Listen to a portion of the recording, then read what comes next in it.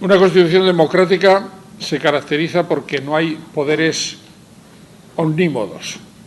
Todos los poderes están sometidos al imperio de la ley. Y, por tanto, determinar cuándo un poder del Estado se ha salido de los márgenes permitidos por la ley es algo que corresponde profesional y técnicamente a los jueces, cuando el conflicto adquiere unas dimensiones jurídicas. En un Estado democrático hay otros conflictos de carácter político que tienen su cauce y que deben ser sustanciados por el Ejecutivo y por el Legislativo. El judicial concentra en sí ni más ni menos que la delicadísima tarea de marcar los márgenes de la legalidad constitucional en todas sus dimensiones. Bien exista un tribunal constitucional como última instancia o bien en el sistema no exista tribunal constitucional y sea una Corte Suprema la que se encargue de decir la última palabra. Pero claro, para que todo esto funcione, un requisito indispensable es que el juez no sea parcial. Imagínense ustedes un partido de fútbol arbitrado por un árbitro parcial, la que puede organizar y lo que puede ocasionar y, sobre todo, la desconfianza que genera en aquellas personas que confían que por lo menos haya unas reglas del juego. Y, por tanto, si no hay independencia, quiere decir que se están rompiendo las reglas del juego. Yo comprendo que la independencia es un concepto abstracto y polivalente. Es un concepto político. Todas las constituciones, de una manera o de otra, hacen referencia a que el Poder Judicial estará integrado por jueces independientes, imparciales, o en el caso de algunas constituciones, y sometidos únicamente al imperio de la ley. Colocar en manos de un juez la delicada tarea de controlar jurídicamente el comportamiento de otros poderes que tienen la legitimación que les otorga la elección de la voluntad popular es una delicadísima y casi una tarea de orfebrería constitucional, porque no es fácil que unas personas que accedemos a un poder del Estado de muy diversas formas, según los sistemas, sin haber sido legitimados, salvo casos excepcionales como algunos niveles de sistemas anglosajones y sobre todo del sistema norteamericano, en los niveles de la justicia de distrito, etcétera, por elección popular, pero normalmente todos los sistemas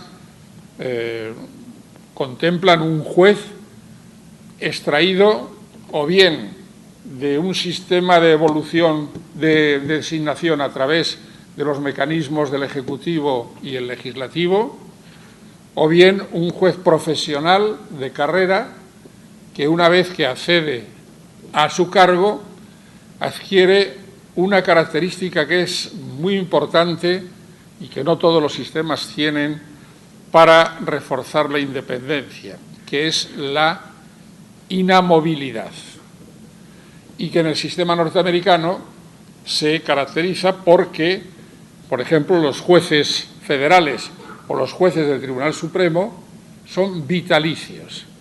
La inamovilidad y el carácter vitalicio podrá tener sus inconvenientes, no lo dudo, pero tiene la indiscutible ventaja de que ese juez que se siente inamovible, salvo que cometa alguna acción delictiva que le dé lugar a responsabilidad y a su expulsión, o que se siente vitalicio, esto ya es un problema más complicado, tiene todas las posibilidades y todas las garantías para ser independiente.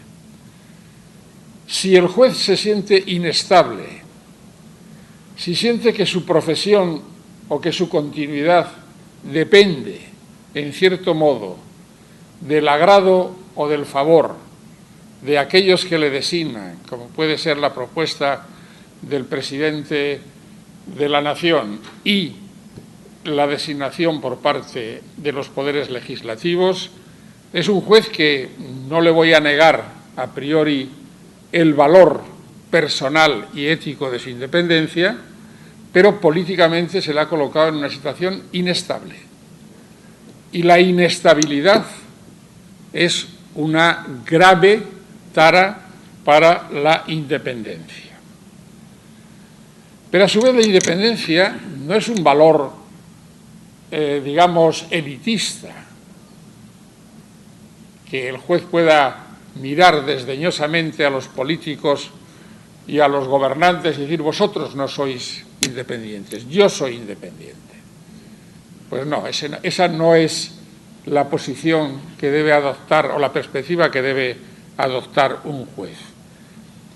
Yo soy independiente porque la Constitución y vosotros lo habéis decidido, pero tengo que ganarme el reconocimiento de los ciudadanos de mi independencia. Y eso lo hago a través de dos mecanismos: del sometimiento al imperio de la ley, por supuesto, y de la capacidad de resolver los conflictos con arreglo a unos criterios que, pasando, por supuesto, por los canales de la ley, sean también enriquecidos por los valores constitucionales y que el ciudadano, en un momento determinado, pueda decir, cuando tenga un problema, acudiré a un juez que sé que es independiente.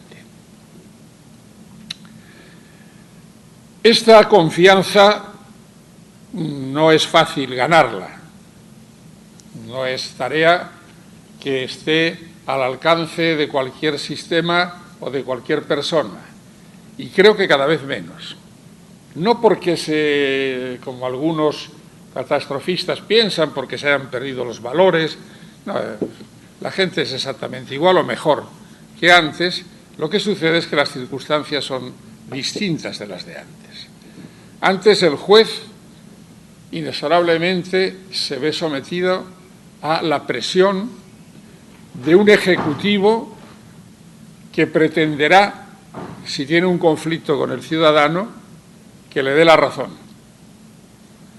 o de un legislativo que pretenderá que el juez sea un fiel intérprete de la voluntad del legislador, esa norma interpretativa que era muy fácil cuando el legislador era un autócrata con nombres y apellidos, pero ahora el legislador es un conjunto de 300, 400 o 500 parlamentarios. Por tanto, encontrar en todo ese magma parlamentario la voluntad del legislador es más complicado y solamente la podemos encontrar a través del texto de la ley. La confianza es fundamental y yo creo que se plasma en una anécdota, yo no sé si fábula, que seguramente algunos de ustedes conocerán, que dicen que sucedió en la Alemania imperial, cuando el Kaiser, que tenía un palacio de verano en el norte de Alemania, en Potsdam, y que era muy aficionado a la caza, como casi todos los emperadores, pues notó que había un molino que quería hacer un jardín y que perturbaba la estética del ambiente, y decidió, pues como todo Kaiser, propio de la época del absolutismo, derribarlo. Entonces el molinero le abordó y cuando iba de Cáceres contra dice: Sire, habéis destruido mi molino y voy a reclamar. Y entonces el Kaiser le dijo, pero ¿quién eres tú para reclamar? Yo soy el Kaiser. ¿Qué vas a hacer? No tienes nada que hacer. Y el molinero le contestó, dice, sí, pero todavía quedan jueces en Berlín. Tenía confianza en que los jueces fuesen capaces de oponerse al emperador. Y eso creo que tiene una gran carga utópica, irrenunciablemente utópica, pero una carga negativa que es el debate mediático. Ya las sociedades, antes las sociedades solamente participaban en la función judicial cuando se ejecutaba una pena de muerte en la plaza pública. Nadie tenía interés por conocer una reclamación de un pleito, no era un espectáculo muy atractivo acudir a pleitos civiles o de otra. En cambio, sí, el espectáculo público de una ejecución pues realmente despertaba el interés de la gente e iban a la plaza pública. Ahora ya no hace falta. Afortunadamente, en muchos sitios se ha suprimido la pena de muerte, pero en otros el debate sereno es prácticamente imposible por el posicionamiento de los medios de comunicación, que cuestiona la independencia. Cuestiona la independencia porque la resolución no satisface las apetencias o los intereses o el criterio que tiene no el medio de comunicación, que pocos medios de comunicación son independientes, sino aquellos que están detrás de los medios de comunicación. Y que a mí no me parece mal, en principio, que los medios de comunicación se ocupen de una resolución judicial, que la critiquen, incluso de forma desabrida. Estamos preparados para eso y es parte de nuestro sueldo.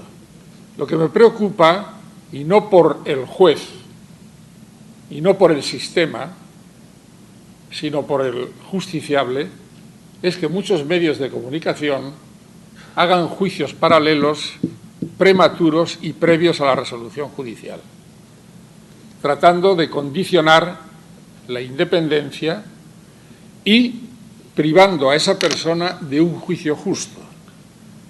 Repito que a mí personalmente me podrá molestar o no, pero no me perturba.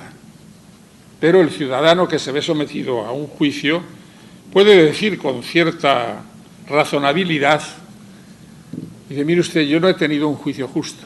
Yo he entrado en la sala ya condenado por los medios de comunicación. Y, por tanto, reclamo un juicio justo. Ojalá alguien le pueda satisfacer esta pretensión. La independencia judicial, aparte de este componente político al que me he referido y sociológico de los medios de comunicación, también políticos, tiene un contenido interno, porque el juez no puede ser una especie de verso suelto que anda circulando por la galaxia judicial desconectado de un sistema. El juez pertenece a un sistema, a un organigrama judicial, un organigrama que regula su modo de acceder a la función, que una vez que acceda a la función le somete a una serie de controles, podemos decir, orgánicos, disciplinarios, que tiene que cumplir. No es un ser absolutamente descontrolado, sin obligaciones y sin responsabilidades, que a su vez, y afortunadamente, sus resoluciones pueden ser sometidas al criterio de un tribunal superior y al final al criterio de una Corte Suprema o de una Corte de Constitucionalidad en determinados aspectos, y que al mismo tiempo que esto supone una garantía para el justiciable, supone también una garantía para el juez. en principio, porque el juez sabe que su resolución no va a ser una decisión irreversible y que puede despejar cualquier duda que tenga sobre la posibilidad de incidir en un error. El error se puede cometer y se comete porque somos falibles, pero el sistema garantiza una cierta posibilidad de corrección a través de esos mecanismos de los recursos. Por tanto, el juez se siente, yo no sé si independiente, pero un poco más cómodo, diciendo, bueno, esto al final alguien tendrá que decir la última palabra. El juez, además, tiene una condición especial en el organigrama de lo que pudiéramos decir los servidores públicos. Yo considero que un parlamentario es un servidor público. Considero que un presidente y unos ministros son servidores públicos y que un juez también es un servidor público. Pero yo creo que el juez no es un funcionario en el sentido administrativo del término. Es decir, hay una tendencia en todos los países, en Europa también, a considerar al juez como un funcionario que trabaja para el Estado, que recibe su retribución por parte del Estado y que, en todo caso, será un funcionario que tiene unas específicas funciones, valga la redundancia, y sobre todo poderes. Yo no conozco a ningún funcionario, no sé si ustedes, que tenga la potestad de meter en la cárcel a un presidente de gobierno de la República. Conozco a jueces que lo han hecho. No conozco a ningún funcionario que sea capaz de anular un plan de infraestructuras porque falta el informe de impacto medioambiental. Conozco a jueces que lo han hecho. No conozco a ningún funcionario que sea capaz de disolver un matrimonio. Hay muchos jueces que se dedican a disolver matrimonios, a privar de paternidades, a considerar a unos herederos o a otros no, a adjudicar paternidades. Por tanto, los que sostienen que es un funcionario tendrán que reconocer que es un funcionario con mucho poder. Es un poderoso funcionario, en todo caso. Y como poderoso funcionario tiene responsabilidades y garantías. Y el ciudadano no tiene otra garantía que su capacidad de independencia manifestada a través de sus resoluciones. Hay muchos que les gusta decir, los jueces hablan por sus sentencias. Es una contradicción, porque las sentencias no hablan, todavía no se han grabado en CDs, pero, en definitiva, el juez, por supuesto, habla por sus sentencias, pero el juez es un ciudadano. El juez es un ciudadano y entonces, en su condición de ciudadano, se le empiezan a plantear una serie de cuestiones que aparecen más intensamente agudizadas para aquellos que consideran que el juez es un funcionario. Por ejemplo, el derecho de huelga. ¿Puede un juez tener derecho de huelga? Una cuestión que les lanzo. Hombre, si es un funcionario, incuestionablemente, pues habría que considerar su derecho de huelga. El juez es un ciudadano. ¿Puede un juez pertenecer a un partido político sin quebrantar su independencia? Bien, otra cuestión que habría que plantearse. ¿Puede un juez compatibilizar su función con otras funciones o actividades que se interfieran y comprometan su actividad judicial y que sean incompatibles con el sentido de la objetividad y de la imparcialidad que debe tener un juez. Todas estas cuestiones conforman el concepto de independencia. El derecho de huelga. Este es un debate que tenemos en Europa desde hace tiempo. En mi país se ha suscitado hace poco. Yo he sostenido públicamente que no tenemos derecho de huelga, por muchas razones. Primero, porque somos un poder del Estado. Los parlamentarios y el presidente de la República no se pueden declarar en huelga. Pueden dimitir y algunas veces es beneficioso. Pero lo que no pueden es declararse en huelga. Si los jueces somos un poder, no podemos declararnos en huelga, por varios motivos. Primero, porque somos un poder. Segundo, porque cercenamos un derecho fundamental de los ciudadanos, que es el derecho a la tutela judicial efectiva, que se queda sin efectividad pues un día, una semana o el tiempo que dure la huelga. Y tercero, porque todos los sistemas que tienen regulado el derecho de huelga, cuando hay discrepancias, por ejemplo, en lo que en la terminología laboral española se llaman los servicios mínimos, el que decide si son legales o no es el juez. Y nos encontraríamos con la paradoja de que el juez funcionario que fija los servicios mínimos tiene que recurrir a otro juez funcionario que quizá está en huelga para que diga si los servicios mínimos son legales o no son legales. Con lo cual es juez y parte. Por tanto, difícil que haya huelga. Ha habido, concretamente en Italia, 3 durante la era Berlusconi, pero no han sido huelgas, han sido paros de protesta. Paros de protesta por una agresión intolerable al Estado de Derecho.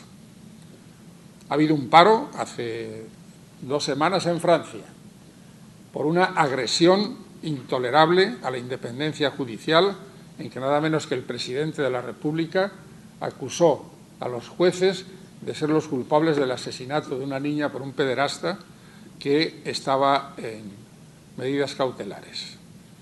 El paro no fue por razones laborales, que es la verdadera huelga, no fue ni para reclamar mayor salario, ni para reclamar un horario laboral más ajustado, ni para reclamar mejores medios materiales, fue simplemente para reclamar el restablecimiento del Estado de Derecho y, por tanto, hacer una protesta externa y externalizar la agresión que estaba sufriendo un poder del Estado.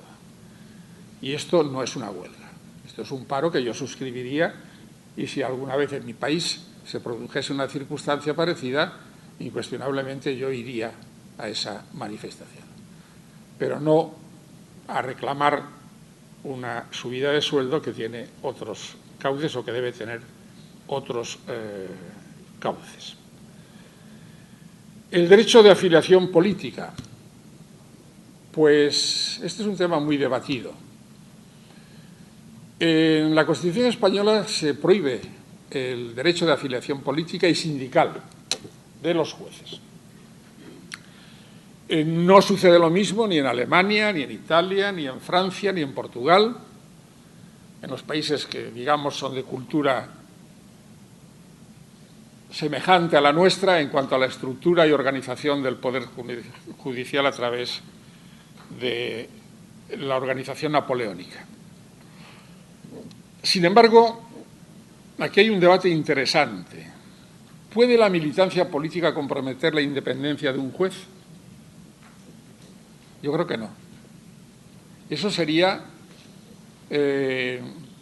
degradar el compromiso político de los ciudadanos y decir algo como que un ciudadano que se afilia a un partido político porque cree que esa es su opción y que cree que con ello ejercita el derecho de participación política y que cree que eso es lo justo, es un ciudadano que ha perdido sus valores. No puede ser un magnífico ciudadano y militar en un partido político. Y se puede ser un magnífico juez y militar en un partido político, con una condición: de que no haga trampas.